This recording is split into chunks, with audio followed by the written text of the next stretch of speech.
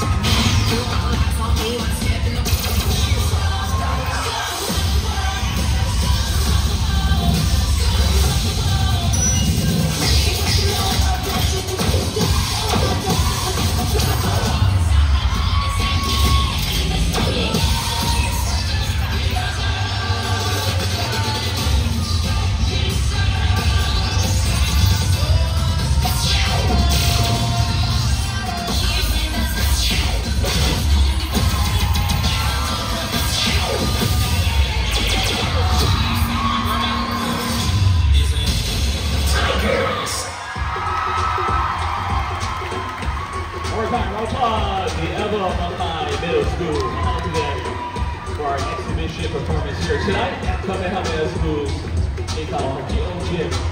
Our ILH